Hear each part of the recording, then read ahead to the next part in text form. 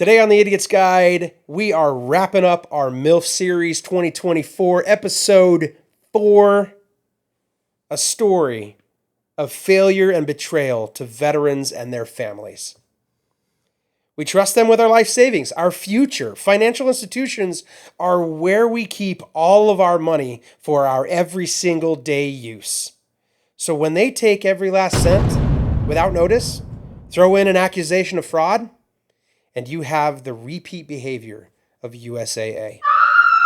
I'm your host, Adam Richardson, aka the Profit Hacker, and I'm joined by the man in charge, Mr. Joe Haslam. Welcome to the Idiot's Guide.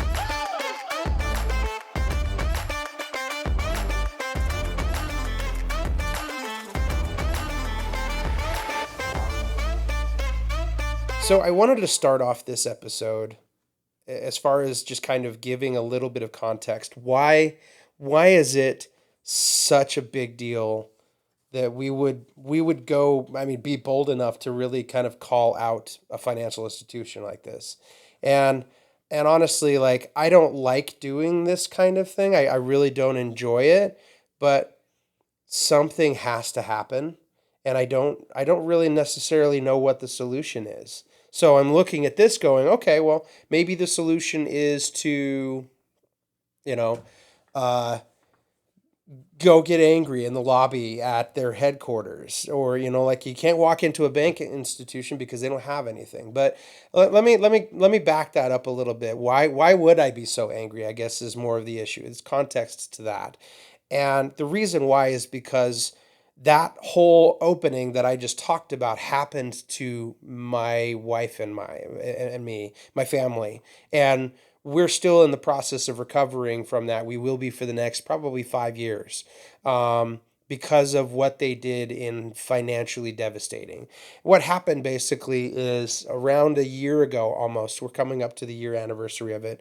Our account was taken over. Somebody had gotten in, accessed my wife's profile on USAA online, and changed all of the contact information so that there wasn't any notifications happening for these accounts, and then proceeded to use my son's checking and savings account to transfer in 5,000, transfer back out 5,000, transfer in 5,000, transfer back out, over and over and over for a period of days. But the notifications weren't there because they changed all that. And so because of those notifications missing, we didn't see this happen until all of a sudden I go in and I'm like, oh, this is weird. And I finally just like notice one of them, and I go in and I take a look, and I'm like, this is bad. This is fraud. This is electronic transfers. This is, you're basically racing the system so that you're doing so many transfers in such amount of time that the system can't keep up, can't update, and it won't notice it either because it's under the federal reportable limit. So it's going to go under the radar. That being said, they did this to the tune of $60,000 worth of transactions out of the account. Out of my son, 16 years old, 15 years old at that point. And like, just unbelievably damaging to what happened. Well, I called the bank and I said, hey, stop everything. Stop the account. Stop whatever you can. This is what's happening. This is fraud. I know that this is an account takeover. Like, all of the things. I've been in banking. I've done financial. I've had to follow the federal law. I knew we were safe. Well, I still followed all the steps. We reported with FinCEN, not FinCEN, it's FTC. So it is part of FinCEN, but it's Federal Trade Commission. Basically, you go there and you report if there's an identity theft issue. All of that trickles into FBI, investigations. Anything that's necessary starts with FinCEN. And so you go and report this stuff. We hired a detective, or we included a detective in the process of this. And the whole point of it was for it to become this, so we had a case built in case something happened, in case we needed to make sure we crossed all the T's, dotted all the I's in the process of fraud. Well, there are a lot of steps when it comes to fraud. Yes. So not everyone knows what to do when it comes to fraud. So the first thing you do is you notify your bank, which you did within a day of, Immediately knowing yeah, what I mean, happened. it had been, I think, 3 days since the first transaction happened to when you found it and had been continuing for about 3 days. Yeah. And you contacted the bank immediately once you found out about it. I think it was over a weekend. Yeah. And so it's reasonable to expect that you wouldn't necessarily be looking at your bank We account actually went on a every weekend. camping trip and came back and Yeah. saw that it was happening. And so you immediately notified the bank. And the bank is supposed to take actions at that point, which we'll get into the bank's actions. At what happened. For those listening to podcasts, I did air quotes there. And what you also do, you also want to notify local police departments. Not emergency, just contact the local Right. You police. call your local police. They There will is a assign the detective. non-emergency number, and that's because this is a criminal action.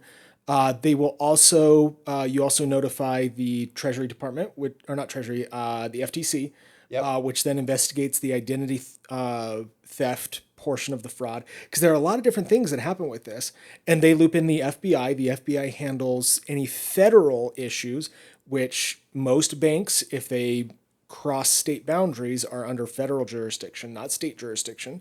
And so that involves the FBI. So there are a lot of these steps that go into it, and you followed every single one of those steps, Yep. and you got everyone involved that you needed to and could. And those are the things that you're supposed to do because each one of them takes a different part of the fraud investigation And in we order to bring had, people to justice. including the fact of the detective, communicating clear line of communication with that, getting the process rolling, so they had the authority to be able to do certain measures in our representation. So we had to file with the city, kind of like a power of attorney, in a sense. We had to go get it notarized so that they had the authority to speak in our name. And all of those things. We're trying to do this. We worked with some of our friends, our legal representation and their defense attorneys and things like that in other states. So we contacted them and said, "Hey, this is happening. It's active. It's live. What do we do?" So we tried, even reaching out to attorneys in this case. Well, after just a short amount of time, within about 3 days of reporting this to the bank, I get a notification in my online documents, and then they also mailed this out to me that said, "We don't see any fraudulent activity on your account," and I have that. So like it says, "We don't see any fraudulent activity on the account. There's nothing to do about this." And I'm like, meanwhile, I have $60,000 withdrawn. I haven't literally, that's withdrawn from my account. And the only reason why I was in a like worried about this at this point because they froze everything and then took everything. So in the middle of sending that notice to me, they sent a notice to my wife that said, "We've determined that you are the responsible party for the fraudulent activity on your account. We are seizing all of your assets." They even threatened to cancel the car loan and use that as basically repo the car because of the value of the vehicle that we had. And so, like all of this, we find out that USAA operates where I have no authority to access any information that my wife has on her profile. So, and vice versa, she can't access mine, which is honestly stupid. It's the dumbest thing in the world. If we have a joint account, we're married, all of the information that she has is the same information. It impacts me as well. So if you're making a decision financially against her punitively, that's going to be damage against me as well. And I there was no consideration for that. There was no thought. And even when I asked that, I was like, this is ridiculous. I've never seen somebody respond this way and keep somebody in the dark about their spouse's private information. I was like, what happens if she dies or I die?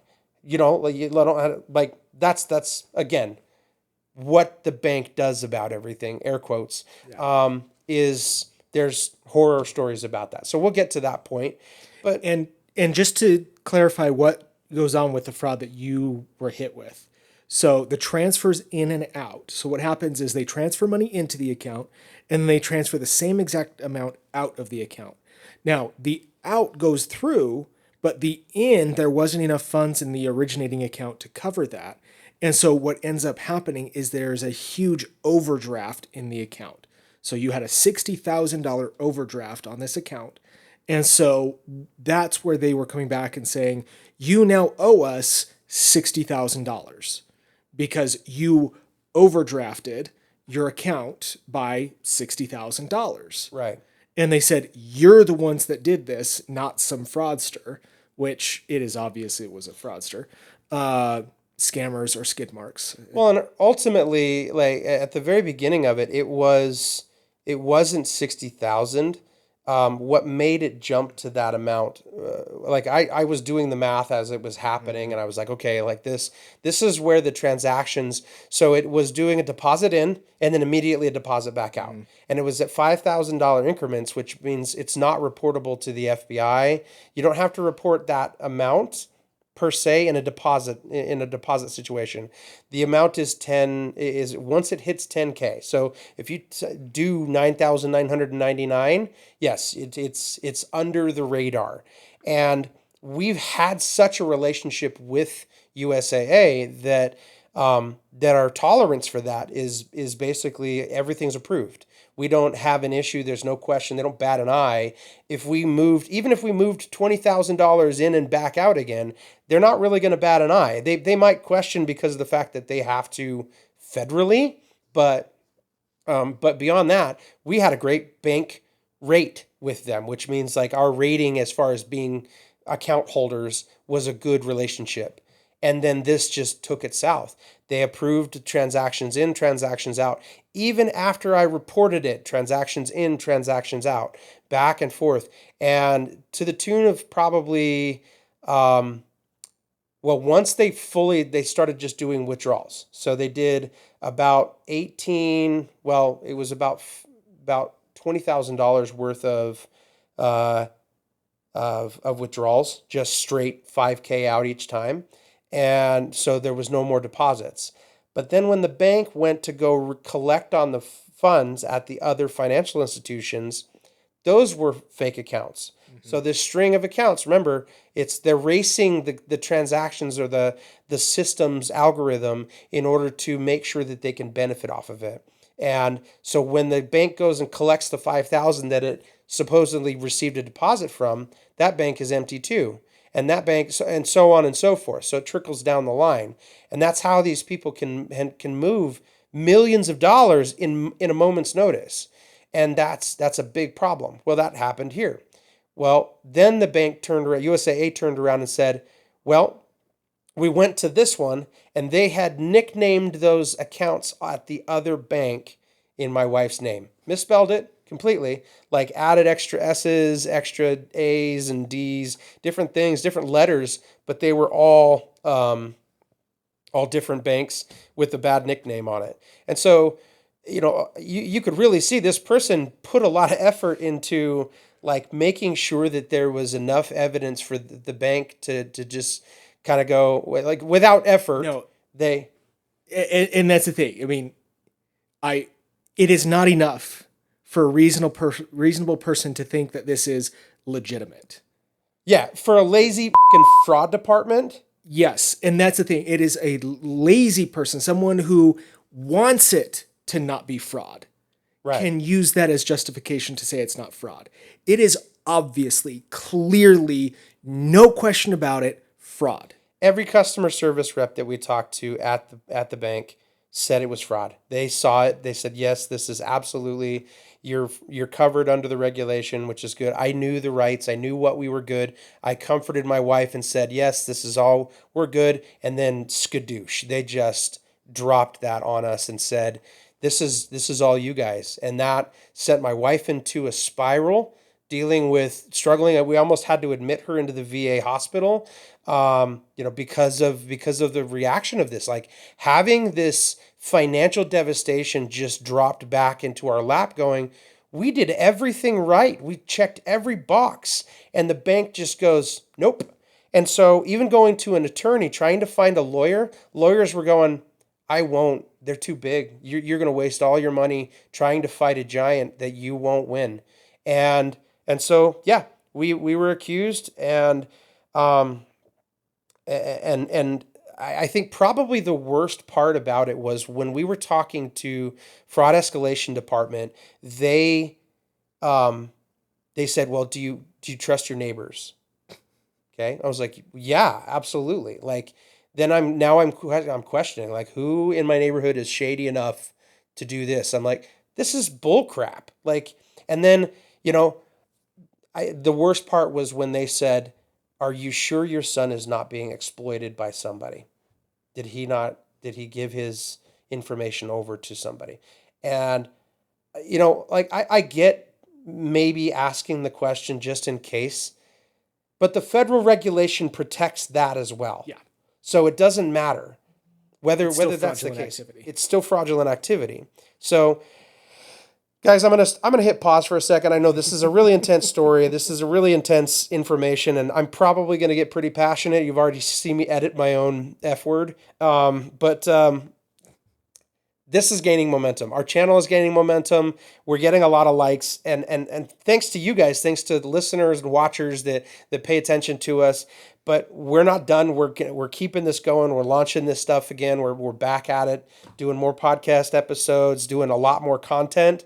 If you're interested in what we do and what we talk about, like, subscribe. We definitely need that. Comment. It feeds that algorithm and lets YouTube know that some people out there like listening to us. At least one person or two. I don't know, but please like and subscribe, and we'll go from there. I think one of the things to kind of go off of this is I wish I wish it wasn't or I wish it was more of an exclusive situation. But unfortunately, when we went looking to go, how can we get help? How do we get help? I went to the Attorney General. I went to the VA hospital saying they took our VA benefit savings that was dispersed to us, our disability benefit. They took thousands of dollars of dispersed money from the VA hospital or the VA Yeah. that they gave to this. And, like, I know last episode we just rag on the VA, but now I'm like, but I'm a disabled veteran. So like that's an earned right outside of the VA administration itself. Now, to be clear, both Adam and his wife are veterans. Yes. They're both veterans. Both of us are disabled veterans. Um, you know, we're not alone. There is communities online. If all you have to do is a quick Google search, USAA fraud problems. Like that's all I did, and literally it is multiple pages of different websites, different forums, different chat, different. Some of them are employees like Glassdoor, where they talk like they're transparent about the employee experience inside the work environment at USAA. There's communities on Facebook, 5,000 people, communities dedicated to exactly the same issues. About 7,000 people in communities on Facebook itself. And then people drain, it's horror stories. They're draining their 401k just to stay in compliance with what's going on, in trying to keep a better position and keep their accounts. USAA goes, hey, your account's been withdrawn, has $14,000 in whatever it is, and then all of a sudden this person goes, I don't know what to do. What happens here? And they're like, well, it's your fault because your profile. I'm like, that is such a predatory thing. That is absolutely disgusting that you would do that as a financial institution. It is terrible. But then to learn that, like, seeing these forums of what they're doing, there are, like, I read this story, I saw it, like, these forums are people and their lives just like me that had this happen, that the bank we put all of our faith into, and it just turned on us. And to be clear, these are not just people. These are veterans. Because USAA, veterans and their families. USAA is focused on veterans. You have to be a veteran or related to a veteran, Yep. a family member, direct family member of a veteran, in order to have a USAA account. And so these are individuals and family members of individuals who have put their lives on the line for our protection, And now they are being taken advantage of, not just through the fraudsters, which we talked about on a previous podcast, but now by the bank that is supposed to protect them from fraudsters is abandoning them. Yeah. So this isn't just average Joe citizen. These are the veterans who have sworn to protect us, and they're just being abandoned. It makes me angry to think about scammers and what they do to the average person, but it is so much more when they do this to people who uphold the honor of sacrifice and uphold the honor of this nation. They are it is a level above what other scammers do. And it makes me even angrier. I know Adam's angry, but I mean, and I don't know if I should be angry, extra angry, or not being an average citizen, but I mean, it makes me angry because I know a lot of veterans. I work with a lot of veterans. My grandfathers were both veterans of wars, and to think that they would get scammed like that, I have such honor and respect for people who are willing to do that. That it makes me that much angrier that they are taking advantage of people like that. Yeah. And so this is a financial institution that is designed for veterans, and they didn't do anything to protect you, and they aren't doing anything to protect these 7,000 people, 7,000 veterans that are going through the same thing. And now, granted, you're going to have people that are going to complain. You're going to have people that are going to have an issue because they bounced too many checks and the bank disciplined them. And rightfully so. A bank has a responsibility to do that within individuals who are irresponsibly operating their finances. That's a consequence of banking. But at the same time, when it comes to the point of protective measures that the federal government has put in place to protect the average citizen that a bank is not abiding by, and they're finding loopholes to make sure that this person is rather than being protected is now kicked while they're down is abuse. It is absolute financial abuse to a community that has bent over backwards, has earned the right to be part of this be a member of this banking institution, and yet gets treated this way. Better Business Bureau is one of those examples. Like, there are over, in the last just 3 years, 4,000 complaints. Do you know how many of those have been settled? I think it's roughly 200, I think is what it was.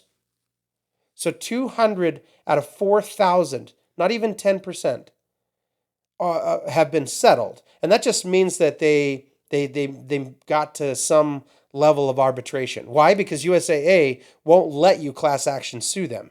In your depository agreement, you can't. Yeah. You're not allowed to. So when they infringed on this, guess what? I am coming after you. But the problem is Better Business Bureau also has star ratings.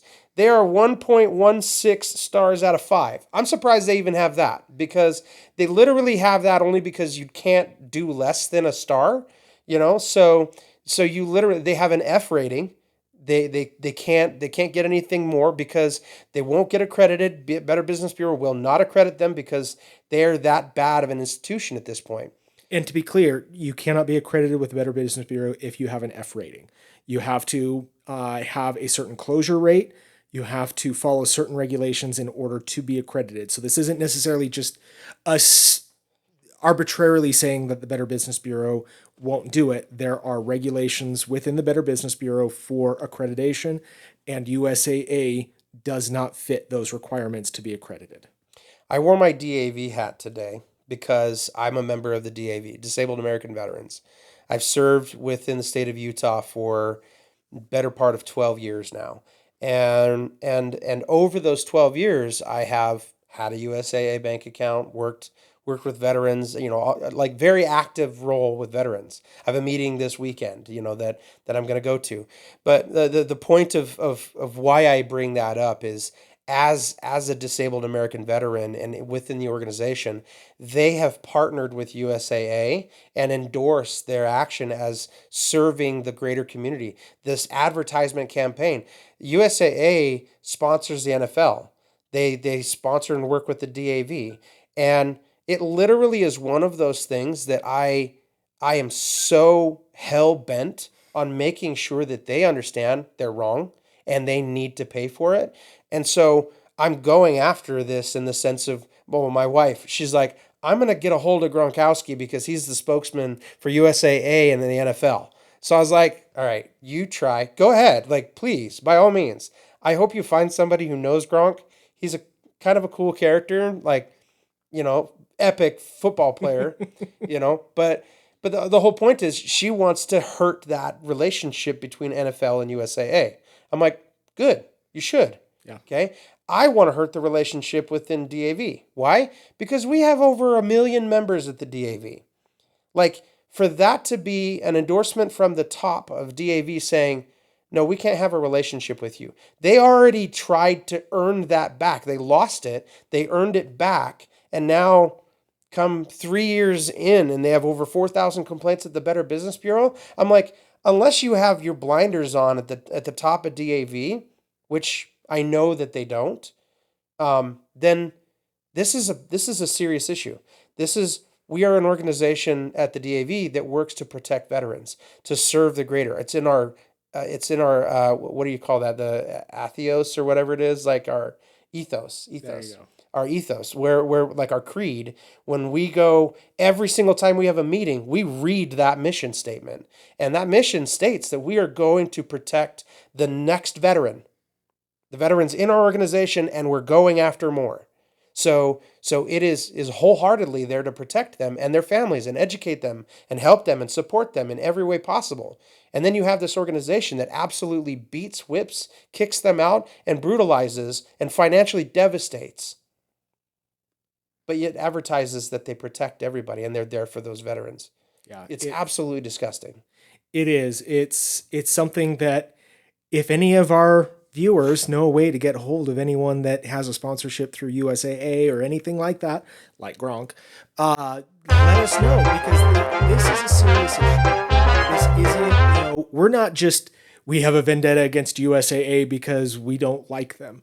This is a legitimate situation with multiple thousands of people who have been victimized by a fraud department that does not follow through with fraud investigations, that does not believe the word of the veterans, and does not have a reasonable viewpoint on fraud, because these are obviously and very clearly fraud situations. We don't have an unreasonable issue with USAA. This is real and legitimate. And there are real stories of people that are being hurt by this. And these are veterans who a lot of times already have a lot of emotional issues, PTSD, anxiety from the time that they've served. And now you're kicking them while they're down. It needs to be corrected. It is a nightmare. Now, you even have, on our outline here, the grand jury. Yeah, the one in Kentucky or whatever. Louisiana. So the $7 million theft from USAA members. So that's outside of what we're talking about. Yep. So those are fraudulent checks that were written. So we have an issue where there was $7 million stolen from USAA members from a group of people, 3 of whom worked in call centers. We have at least 4,000, 7,000, however many people that are being victimized from electronic fraud. And there is an issue where the FinCEN is has a $140 million case against that just got finalized against USAA for improperly filing potential fraud cases. Well, they also had reported over the last year. I didn't find this. I'll find it and link the articles. But there was 2 separate data breaches that they were fined for, because, and so over the last few years, They have had numerous security issues, numerous breaches into their membership, and yet this bank is just, I mean, like you're talking about a bank in the billions. And so, like, because you're dealing with that kind of money, this thing is a behemoth. Like, it is impossible to topple. And it operated as a credit union for so long, like a credit union, that you don't, it wasn't a financial, like a bank core as it is now, but because of that, it has a different foundation than your traditional banking institutions that have, like, oh, this one shutters over here in California and everybody flips out. It's not connected in quite the same capacity as those other major financial banks. But in some ways, that also kind of makes it really, really difficult to do anything to it. Yeah. It just goes, so what? And then carries on with what it's doing. And I'm going, no, this is absolutely wrong. Yeah. And it may seem like a small number of individuals in comparison to the total number of members at USAA that use them. I think But an important point, though, to mention about that Louisiana case, three of the people that were found indicted in that, stealing and participating in that 7 millions, were USAA call center employees. yeah. And so you have that within the ranks at USAA.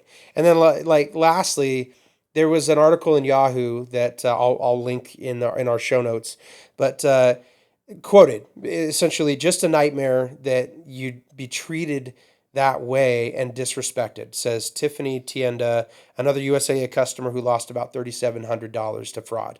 It's emotionally and mentally draining and offensive that they're so dismissive of the whole situation. That's exactly how it was. They were dismissive. They blamed my son. They blamed my neighbors. They said, well, it happened within proximity. I was like, you know how easy it is to get get an IP address to be somewhere else, wherever? I could put it probably on Mars. I don't know. But, like, realistically, no, but I could put it anywhere on Earth. Probably And put it on the moon. yeah, well, that's close enough, There's enough electronics on the moon like, at this point. But yeah, spoofing IPs, all that stuff, that is Fraudster 101. Yep. I mean, and here's the thing. This is not sophisticated fraud. Right. This is very basic fraud.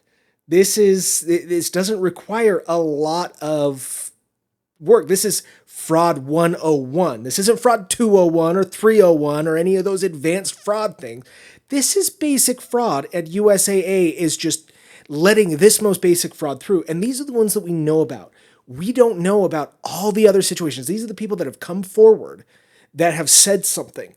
There may be a whole slew of other people who have been victims of more advanced fraud, of other kinds of fraud, who haven't come forward. Yeah. This is just what we know about. This is the tip of the iceberg of the issues, because a lot of it is below the surface that we don't know about. So one of the last points that I want to make in this segment is, talking about where, at the very beginning I mentioned this, but how to report, how to get your information immediately into the hands of FinCEN, FTC, it's called identitytheft.gov. It is literally, you go there. Once you put your information in and raise your hand on the website that says, you've been a victim of identity theft, it will walk you through, like, it'll ask you what kind of theft, what's going on. It'll ask you for details if it involves bank accounts. It is very, very thorough. Once you start filing that report, it puts a freeze on your credit, your social security number, your credit, so it can't be impacted by anything negative that happens there. All of those things are put in place, and you can keep that stuff active as long as you're proactive with it. So eventually, like, the file is there, but the measure of it being an active, like an insurance claim per se, is it will reach a point if you get quiet and don't do anything, or you've already kind of done everything at this point and it just kind of simmers off. That report's now moving on and making progress elsewhere. That being said, that means that basically they're working on it, but that doesn't mean that it's going to stay an active profile within the FTC or within identitytheft.gov. It's going to send you notifications saying, hey, we haven't heard from you in a minute, but want to check, make sure you're still going with this. And, we want to reassure you that this is where we're headed. This is what it's doing. And no, you can't watch the file go through the FBI and what SWAT teams are activated to take down these fraudsters. I wish that'd be so cool. I'd watch that show all day, every day. But TV show idea, give us a call. Netflix, yeah. Hey, I'll be the producer. So, but this idea that like those are protective measures, and I think the best part that we can do is create visibility. One of those visibilities is, you had the concept of last time we did an episode, you said scammers are skid marks. Yep. Okay. So we have a website that actually we can probably put that on. I can create the website, and I have a different website that we can sell the t-shirts from, but it'll link to our Patreon. We have a Patreon, right? Yes, we do. Yes, we do. Wonderful segue, Adam. That was pretty good, right? That wasn't weird. Is any segue ever perfect? I don't think it is. It doesn't need to be. But yes, we do have a Patreon. So it is patreon.com/ you wrote it down here so I can actually read it this time and not mess up like last time. Patreon.com, I'm going to say that this time, /TIG_HPF. That's the Idiot's Guide, Hot Potato Finance. We do both of them on the Patreon. And if you'd like to join our Couch Potato tier, that is the best tier there is. So that gives you Discord access. We will list the names of those members at the end of our videos. So that's a great way to support this channel, to support a lot of things that we do here. We very much believe in education. We believe, that's what the Idiot's Guide is all about, is about teaching people a lot of different things. We've talked about how to buy a car, adulting tips, bringing doing laundry, awareness, dishes, all that stuff. Bringing awareness on Hot Potato Finance. We talk about marketing tips, about financial tips, business and personal. There are a lot of things that we talk about to help guide the next generation of people, as well as even our generation that may not know this stuff. And so join our Patreon, help support this channel, help support what we do, to be able to give people the information that they need to better their lives. So that is patreon.com/TIG_HPF. So almost 1 year ago now is when this all kind of happened with us with the bank. Account was frozen, and what ultimately happened was, knowing Regulation E and what it is, was kind of comforted in knowing I was going to be protected by a financial institution that I've had for nearly 20 years. And then I was trying to buy groceries at the grocery store, and I was declined. And instead of it just being like, oh, declined, like it said contact institution. When I went into the bank, or like when I went into my app to see what was happening, it said account frozen.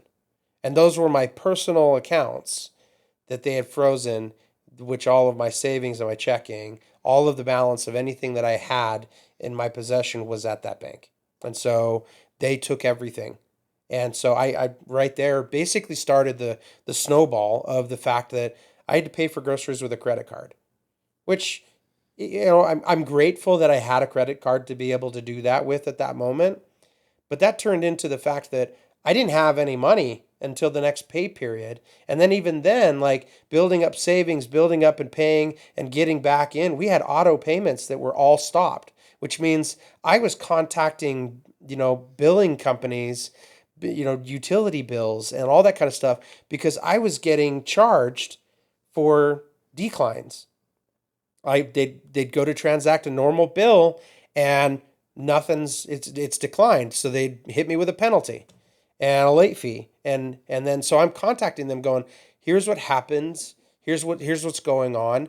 And a lot of them were understandable, but like they were really understanding, but literally we had to operate on, like almost 2 months worth of our normal budget, which is substantial. If you could imagine paying all your bills for 2 months on credit cards, that is massive in the average person's life. Yeah. You know, we don't live paycheck to paycheck, but we live, within the means of what we make, and because of that, we have, it's a lot of, like, if Yeah. you were to do that, that's potentially devastating. No, it is. It's a huge amount. You think about the average budget. It's you're maybe talking. I mean, the average family would probably be spending, if you 3 kids, so 5-member household. You're probably talking $5,000-6,000 a month Yep. in household expenses. And you have mortgages and Right. utilities and groceries. I mean, when you car start adding everything payments. up, it adds up to a lot Yep. that you're living off of for that 5K household. is conservative. Yeah, I think so. I live a very Spartan lifestyle, so I look at that number. I mean, You envy 5K a month. You're like, oh man, I wish I had that. No, like, but that's the reality is going, even that, you have to have a really hardy credit card or a few Yeah. just to be able to endure that. yeah, if you don't already have debt on that credit card to begin Right. with. Yep. I mean, not everyone. I mean, and you made the point. You don't live paycheck to paycheck, and that's because you have some financial background. You work at a financial company. I mean, we understand finances. We know how to manage money. We know how to properly save, set aside, budget, all that stuff. Not everyone has that. Funny note is I have all of this stuff. I have licenses, NMLS licenses. My wife does all the budgeting. I tell everyone, I was like, my job is just to go make money. It doesn't matter where it comes from. I just go make money. She handles the budget. But you think about some of these other people who have been victimized by this, and they don't have that kind of ability. They don't live, or they do live paycheck to paycheck. Yeah. They may be living off of credit cards already to a certain degree. They may be in a situation where this is even more devastating than it was to you. Now, they took all of your savings. And They took everything. yeah. Yeah. And so you didn't have your savings to live off of anymore. You only had the credit cards. And you think about people who, this is just such a devastating thing. I don't know what I would do if I were in that situation. Well, and what's unique is, when it comes to check fraud or checking account fraud, it's different than like credit card fraud. Credit card frauds are very well protected, very well insured.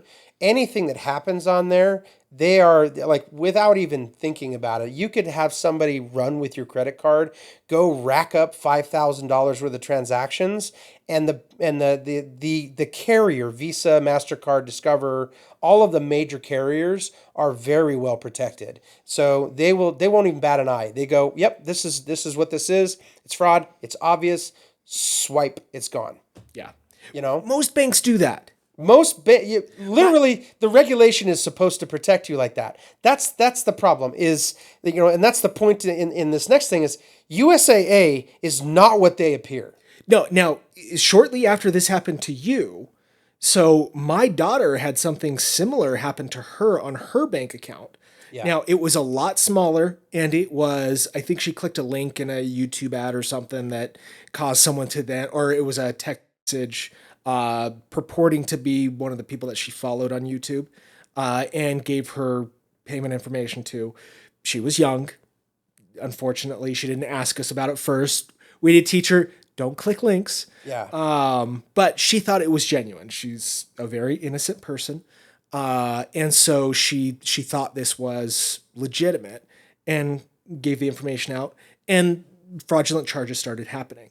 And so as soon as she noticed it, which was about a day or two after it happened, we went to our credit union. I am going to call out this credit union because you now work with this credit union and you really like them. I love them. Yeah. I've worked with this credit union for, I want to say like 12 years now. It's unfortunate they're not in very many states. They're not, but it's Mountain America Credit Union. They are phenomenal But with their customer service. Now, they're not perfect. USAA is a bank that doesn't have any branches. Right. So I've always done online, and I do the same thing with Mountain America Credit Union. Like literally, I I don't ever go into the branch unless I like want my kids to experience depositing a check. Like Right. that's it. Other than that, I never go in. Yeah.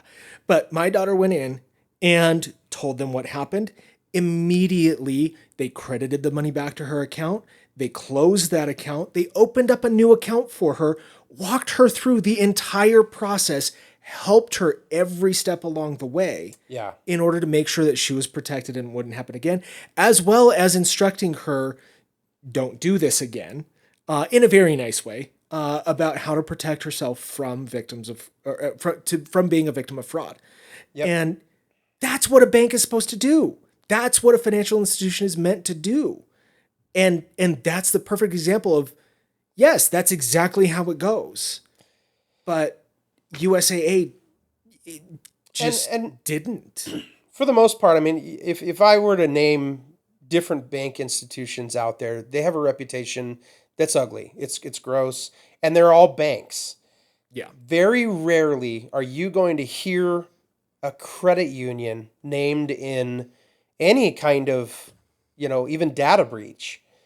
Yeah. You know, they're not, impenetrable, but they definitely like in the sense of how they operate, how they function, banks seem to be one under a lot more scrutiny, but also so big that they don't even they In it just happens. in the last 100 years, I didn't look this up for this episode. I actually looked this up. I want to say like a year ago because someone was asking about the difference between banks and credit unions and whether they should go with a credit union or bank. It was me. Was it you? Yeah, Okay. I was talking about doing the comparison. I wanted to understand why there's a difference. There have been 3 credit unions that have failed. Yeah. 3 versus the This exorbitant number This year, there's been 3 banks that failed. yeah, of banks that have failed in all that time. Now, part of that is because with credit unions, and I know we're getting to this point, but credit unions are led by a board of directors that are voted on by the members of the credit union. Yeah. So you are essentially an owner. This is what a credit union does. You own the financial institution as a credit union member. You have shares in the business. Whereas a bank is run by a corporate structure that they can do whatever they want. And it really does make a big difference when you've got a credit union that has a board of directors they're looking out for the shareholders who are the members of the credit union. They're looking out only for the members of the credit union. They're not looking out for their own profits, their own bottom line. So years ago, I knew a guy he lived in my neighborhood, a local credit union called Cypress. Yep. He was a member of the board of directors. And they would meet regularly. Now, it was because he's lived here for many, many, many, many years. Used to work at the local mining company. And I mean, he's been in the community for a long time. And so being a member of Cypress Credit Union, he was a member of the board. They would meet regularly. And this was an average Joe guy. I mean, he didn't have a history in finance. He didn't have a history in this. He had a history in knowing the community. Yeah. And that's what they talked about when they were at these board meetings is how can we support our community? This isn't a joke. That is literally what they talked about in these board meetings. When I was 18, I graduated high school early and I was working for a credit union. Right around Y2K when the rollover from 99 to 2000. And they're like, the sky's going to fall. Everything's going down. Like people, like they literally had us stay for New Year's.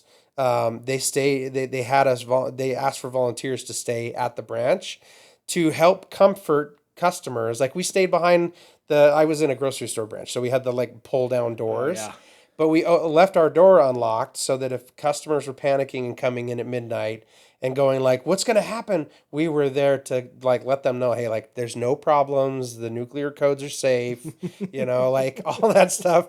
It was so funny. But it was one of those things that like it just kind of working for that made me realize how important it was when you talk about membership and the impact that a member has. USAA uses that terminology. They use members. They use that as they tout how big of a thing it is. But the problem is like they don't see members. It's for profit. Like literally, I can honestly say that the format changed when Wayne Peacock took over, the CEO. So when that changed, Wayne Peacock is probably a root cause for the direction that it's happened. And they In our like opinion, we and cannot define whether he is the root cause or not, but in our opinion, based on our experience, yes, that is. the exchange, the information, the treatment that's out there, the direction of the company. Let's just say a captain of a ship of a ship that is going a particular direction is typically cast in that direction by its leader, by the person at the helm. That person is Wayne Peacock. So deductive reasoning implies that this person is responsible for this pile of bullcrap, In our opinion. in our opinion. So that being said, um, you know, another financial institution that is well known has been in the news. Lots of problems with it. They've been dealing. I'd get letters like every once in a while because years and years ago I had an account with them, but it was Wells Fargo, and like I'm not going to speak negatively, but they have been known to be a difficult bank. Okay, they've been known to do certain practices that are not approved. They've gotten under a lot of scrutiny because of it and been sued. And great, I'm glad they're being held accountable for their actions. Right. Okay, I don't see that happening with USAA, and with Wells Fargo, what happened? Like the reason why I bring them up is my detective is a financial detective, and she was going through the process just to try to subpoena information from my bank accounts, and that was it. Just the information so she could track down where it's gone, where it's going, where the money is in another state, and all that sort of stuff. Track the record of the line of where this is at. She had to subpoena the bank, one, to get the account number, two, to get the routing number, three, to get the account name, four, to get so total of four subpoenas. Each time costs a judge, costs the city, costs the detective the time to be able to bring this before the court and get the subpoenas so that it can be taken care of. So the problem that I run into is that it's so difficult to work with. The detective goes, of all the times she's been working in the field for about 10 years, she goes, I've never worked with a bank this difficult. USAA was the most complicated bank and financial institution I've ever seen. So I can't. Well, and it goes against all this stuff, and it goes against what USAA was started about. So USAA started, I can't remember the year, but by 25 military officers. And the reason they started it was because they couldn't get insurance. So USAA is it's an insurance association is what it started out as. Yeah. So it's Automobile Association is what the AA stands for. Yep. And they couldn't get good insurance rates because all the insurance companies said your risk is too high, so we can't insure you. And so these officers decided, well, we'll just start our own as more like a credit union viewpoint. Yeah. And the president of USAA has always been a veteran Yes. up until Wayne Peacock. Yes. Wayne Peacock is not a veteran. And there seems to be, like you said, this fundamental change in the way that they function. And it was all about providing services for veterans that they can't get somewhere else. Now, it started out with just for officers, so they weren't offering insurance for enlisted men. But that did change, I think, in the 90s to then start offering it for... I think it was 2004. Okay, for enlisted. I think. But it meant that now everyone that needed that kind of support had it. Yeah. And that's a big difference to be able to say this is about the veterans. This is about all veterans. And this goes against everything that they stood for when it came to starting USAA. Yes. Which was giving them something that no one else was providing. So I'm gonna throw out a speculation here because I've done audits on people. You do what do you call that? Like when you do an audit, like Why can't I think of what it's like a criminal one or whatever it is? Oh, forensic accounting. Forensic accounting. Okay, so in a roundabout sort of way, I've done those sorts of things within like audits for different companies, found fraudsters, found different situations that I've been able to uncover for different businesses that I've worked with, and it's a weird talent, I guess, because I don't use it anywhere, but I just have a skill to root this stuff out. Um, I have special skills. A very particular set of skills. I will find you. When I was talking to USAA and working through their process, trying to get a hold of the fraud department and working with those individuals, I was calling them out on their determining tactics. And when they would come down to it, I was like, okay, well, what about this? And sitting there talking to their special fraud departments, like their higher ups, supposedly, one of the things that I noticed was how dismissive they were about the whole situation. They dismissed it. They said there's no fraud, like all this stuff. So, and then accusing. So, what happens is by accusing the member of fraud, they don't have to file what's called a SARS report to the FTC. SARS report is something that the FTC, it's a part of the federal regulation that protects members or bankers, anybody within a financial institution. Regulation E is there to protect those funds from electronic anything, even in the sense that you are exploited, and they take that information by trying to threaten you, and they run with it, and it doesn't matter the amount at that point. Regulation E protects you. Well, it only protects you up to the point of the bank doing its fiduciary responsibility to to report this information. So if they don't file a SARS report, but rather turn it on the member and say the member is responsible for this, now it's just a collections. Now it's just like a auto car repo.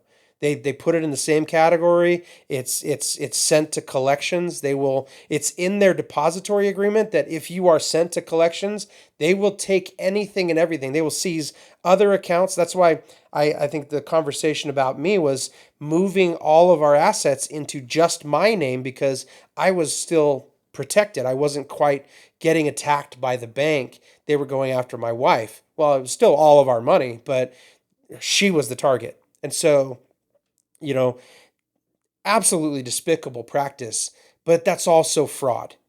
That's what that is. That's a fraudulent behavior that the bank is participating in actively, especially if they have individuals indicted from a USAA call center utilizing check kite frauds so that they can do those actions. They're doing bank account racing, or I can't remember what they call that, but it's kind of similar to kiting.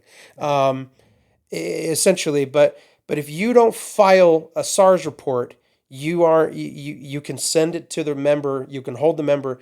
Now, the next step of that is a very predatory practice, and that is the fact of they are banking on the integrity of a US military member Yeah. or their family. These people are raised and taught and trained. In the military, we have these little cards that you hold on to. They're like in the Army, we call it the Army Core Values. Okay, and it's a whole list of different values, but it's one of the biggest ones is integrity. You know, I don't want to be dishonorable in my behavior. I don't want to be dishonorable in what I am doing. I want to be able to make sure that this is, I make it right. So I will drain my 401k to make it right. And in this case, we felt we had no road to take. They took everything and then blamed us. So the only thing we could do was we took it public. We went to the news, got it on the news. I'll link the article. It's still posted. Our local news took it. And honestly, the first time I tried to do this, I got ignored. The second time when I said two veterans are impacted by this, they definitely got their attention. And so yeah, they came in, they interviewed us in our home, and talked about the fact that USAA went after veterans, and This is a normal practice for them. When I see a community of 7,000 people, 4,000 complaints on Better Business Bureau, this is absolutely despicable. Like, that's just the people who are willing to say something. To think that there are other people that don't know that they could, because literally the way USAA painted this, they tied every limb and made sure we didn't have an option that we could see. We just said, you know what? Nah, I'm gonna freaking fight you. Like, Put him up! Put him up! we brought it to the public. His name is Matt Gephardt. They have a program called Get Gephardt. It's on the local news, and he goes and does investigative reporting into this, and called USA and says, "Hey, before this article goes out, I just want you guys to know, like, these guys, like, you guys did wrong on a veteran, and this is what happened." Well, we got a phone call from USAA saying, "Hey, like, we've taken a look at things, and we've decided, like, it looks like we were able to do this instead. Like, we reviewed it again, and it looks like there was actual fraud." I'm like, no shit. Sorry. After being contacted by the news media. Yeah, that was the hardest thing.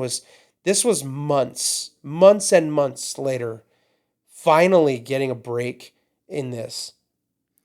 It is my viewpoint. We talked about stolen valor last week, and how scammers use that in order to take advantage. And it is my opinion that USAA is stealing valor.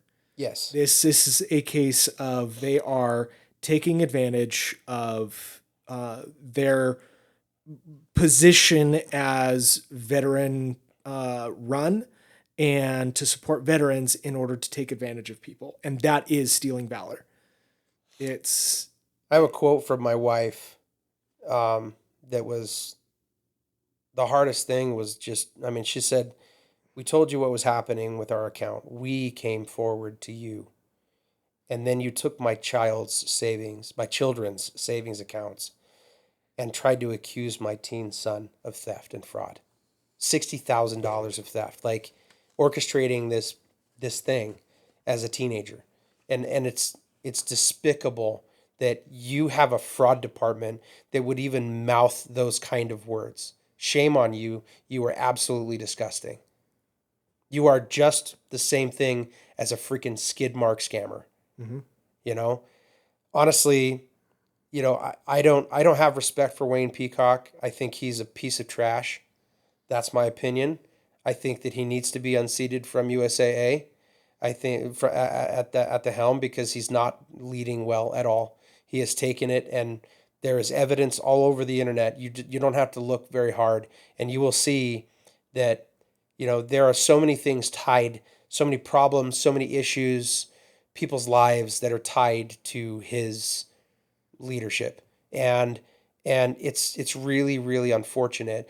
And he is the only one that I could find in the history of USAA that was not. He's not even a military service member.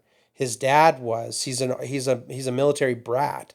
So his recollection, if you read his bio, is that he remembers moving around from base to base. No kidding. Like, that's normal. That you should be if you're a military brat. But that does not give you the same understanding and experience when a bullet flies over your head because you're trying to defend your nation. It is a completely different feeling. You have no clue. As a veteran, even when I sit down with a therapist, I have a hard time having that conversation because they're like, "I know what you mean." I was like, "No, you don't." So there are petitions trying to basically sign him, getting him unseated from CEO of USAA. And, We have spent our entire lives being protected by the military and the veterans. It's time we, as the average citizen, protect our veterans when they come home. We have a responsibility to them. We have a responsibility to their families to protect them. That is our responsibility as average citizens. They put their lives on the line. The least we can do is stand up for them when they're being victimized. Eventually we did get our savings back. Yeah. But like I said, the damage is done because of having to operate the way we did. It was already done. It was already well past what we could, you know, what we could handle. And so, we've had to do some debt relief stuff now because of it, and we're going to work on that for the next foreseeable future. It's almost like declaring bankruptcy, and it wasn't our fault. And it sucks that when we asked for that pursuit of any more damages, recuperating from those damages, they didn't care. They didn't care at all. Not a peep, nothing whatsoever. And so it's absolutely terrible. And I really hope that there's a class action lawsuit soon enough that just holds them accountable. I don't know. I'm going to keep being a thorn in their side. I'm going to try to sever their relationship with DAV. My wife's going to try to get a hold of Gronkowski. Anywhere that I can stay actively a thorn in their side, I will. I will be a visible pain in the butt. And I don't care, because you are hurting veterans. Moral of the story is, stand up for what you know is right and true, even if that means that you have to fight a wolf in the process. I'm willing to fight the wolf. And the wolf is Wayne Peacock at USAA. I know this has been a long one, but this is an important topic. These are real things that happen to real people. And we need to stand up and say something. We need to have a voice. We need to be able to hold these people accountable for what they've done. And it takes not just two guys sitting in a studio recording a podcast. It takes you, yes, the watchers, the viewers, those of you that listen to us, that subscribe to us, that participate in our videos. We need your voices with us as well. And so reach out to anyone that you can. Reach out to veterans that see if they've been the victims of this. Have them join this Facebook. The more people we can get involved, the more chance there is that USAA will be held accountable for these kinds of things. And so stand up. Stand up for what you know is right. And it's not just the USAA stuff. This is our last episode of our M.I.L.F series. Yep. Our M.I.L.F series is all about America, about veterans, about, who we are as a nation. And, we need to stand up. This is the home of the brave. And that's what we need to be. We need to be brave to stand up to people who are taking advantage of others. And if that means it's a company like USAA, we need to do it. So reach out to local news, reach out to your veteran friends, see if they've been victims of this, and start spreading the word. And it's not just USAA. Anytime you see someone being victimized, stand up and spread the word, because that's how change happens. We've reached the end of our show. I gotta stop. Otherwise, I'm gonna get more and more angry. Thanks for listening. Thanks for watching. Don't forget to hit that like, hit that subscribe button, and follow us for more stuff coming down the pipeline here. But last things, life's too short. So keep laughing, keep learning, and remember, idiots have way more fun. Check your shoes.